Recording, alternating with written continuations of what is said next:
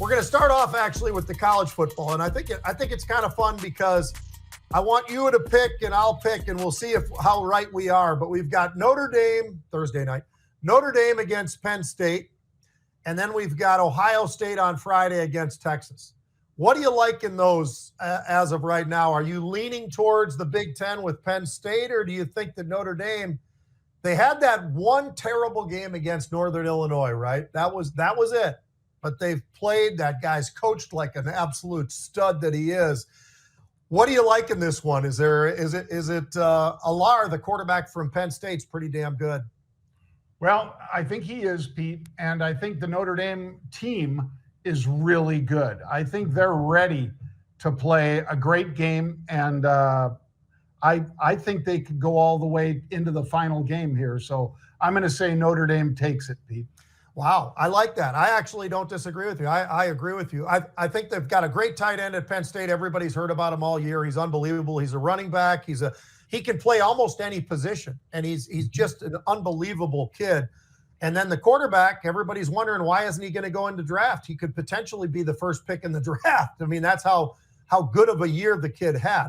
It wasn't one of those that everybody in the world was talking about him, like Sanders and some of the others. But I'll tell you, he's a big, strong quarterback that looks the part for the NFL. So interesting. How about Ohio State and Texas? Are you on board with Ohio State now that Ryan Day is not going to get fired?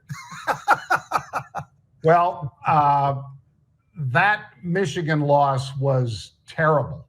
Yeah. But if you could ever redeem yourself with a win, Pete, it was them just putting the wood to Oregon.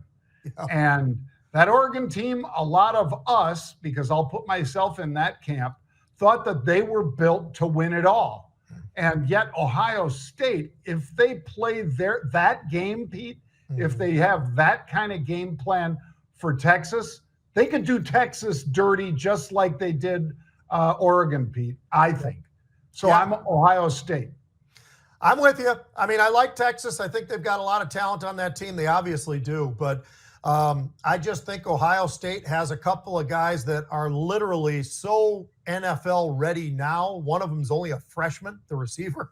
I mean, you look at these guys and you see a guy who's 6'3" or 6'4" and weighs 200 pounds and he can run a whatever 40, 4'3", 4'2", whatever it is.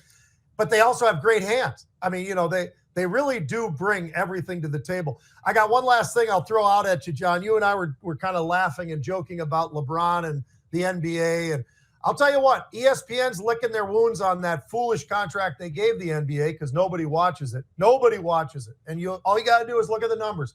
I'm not ripping anybody. I'm just saying what the numbers look like.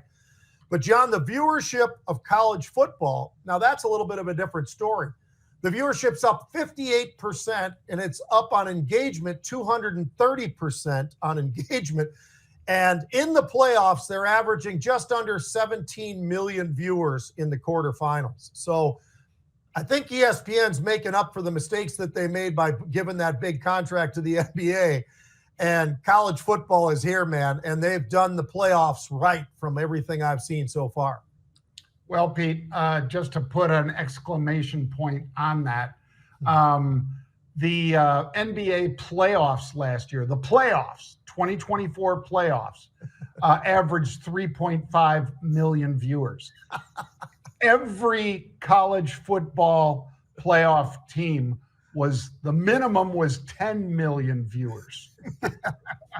And that's for the first couple games, as well as now, as we get into these quarterfinals.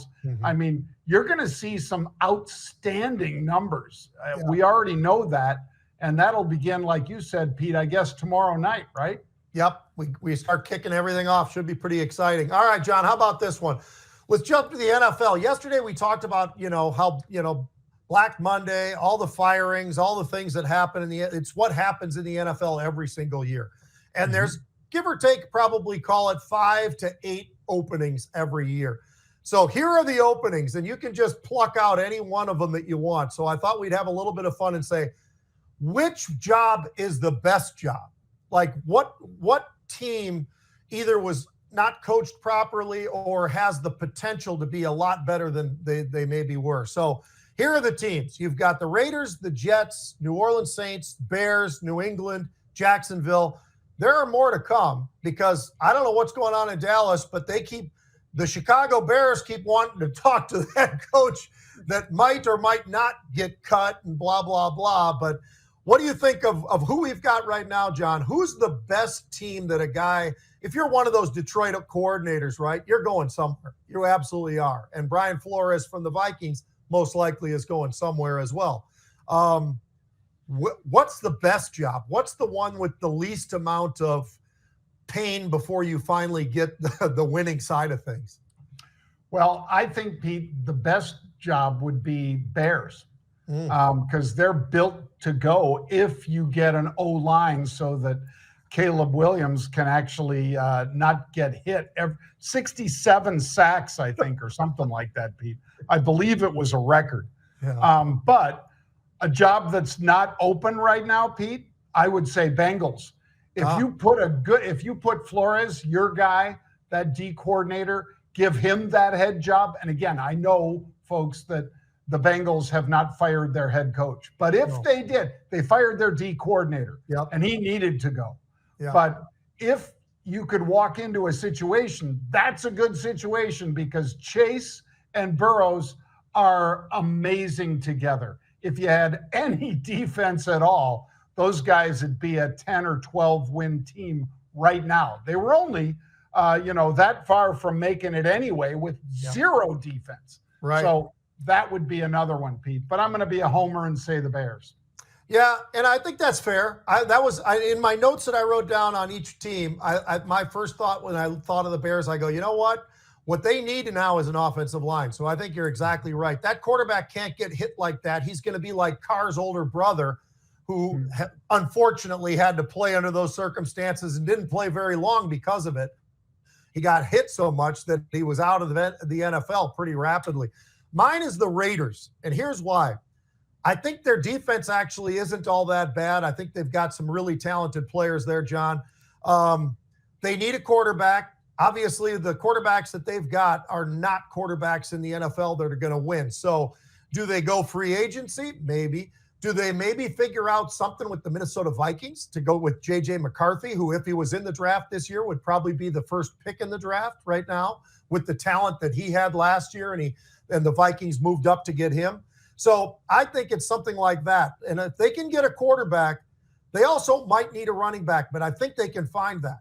So it all comes down to free agency in the draft and how they decide to do it. But I think if you were the coach right now and you walked out on that field, John, and you had, maybe it's J.J. McCarthy, maybe it's Shedeur Sanders, whoever, maybe it's Ward from Miami, whoever the quarterback you settle on that you think is the right guy, if you can get the right guy there and a little bit of a running game.